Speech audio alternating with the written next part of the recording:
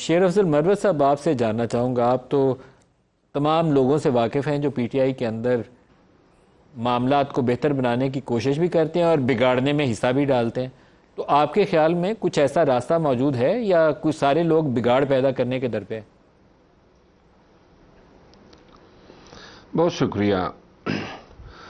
پاکستان تحریک انصاف میں مفاہمت کے حوالے سے بگاڑ کے حمایتی بہت کم ہے، اور مفاہمت کے حق میں کافی آوازیں ہیں، لیکن بدقسمتی یہ ہے کہ یہ جو مکالمہ یا مفاہمت کے لیے جو اختیار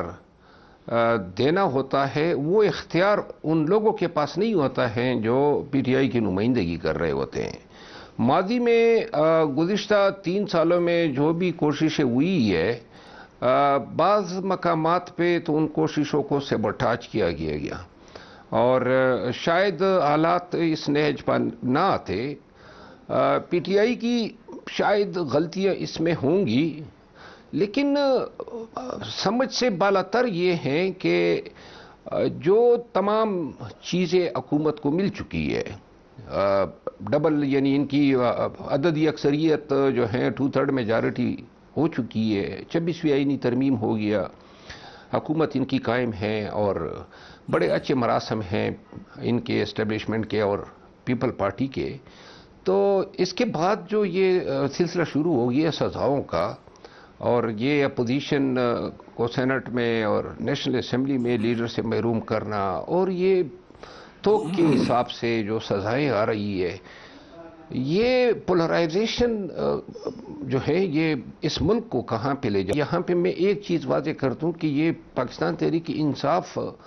کو نقصان نہیں پہنچ رہا ہے، اس سے نقصان پوری ریاست کا ہے، پوری مملکت کا ہے، عوام پاکستان کا ہے۔ یہ مفاہمت اور مکالمہ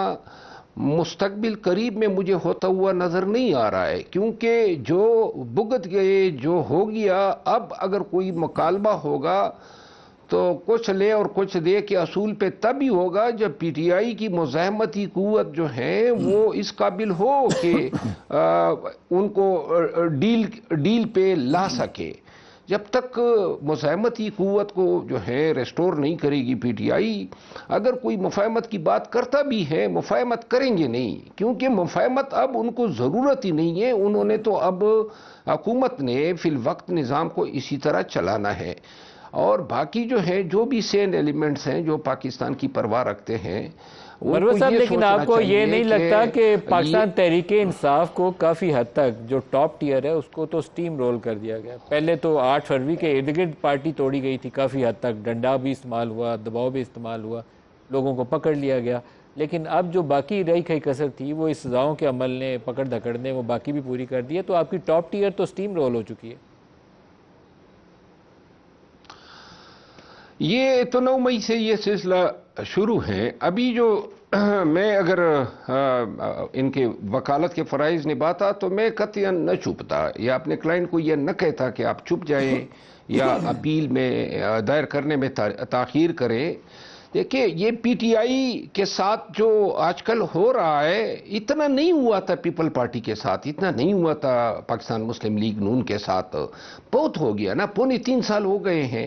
اور 3.25 سال میں یہ نہیں ہے کہ پی ٹی آئی کی وکالت کر رہا ہوں، میں یہ پاکستان کی وکالت کر رہا ہوں۔ رحم بھی کوئی چیز ہوتی ہے، شفقت کوئی چیز ہوتی ہے۔ وہ 2 سال سے عمران خان جو ہیں جیل میں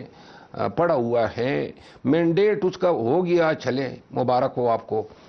ریزرو سیٹیں چلی گئی، 26ویں آئینی ترمیم ہو گئی، لیکن اس کے بعد جو ہیں اس کو اب یہ جو عوامل ہیں یہ فسطائیت کے زمرے میں آتے ہیں، اور یہ مزید جو ہے لیجیٹیمیسی کونے کا راستہ ہموار کر رہے ہیں۔ دنیا بھر میں پاکستان کے عدالتی نظام کا، سیاسی نظام کا، جمہوری نظام کا ایک انتہائی بیانک اور مسخ شدہ پکچر جو ہے سامنے آ رہی ہے۔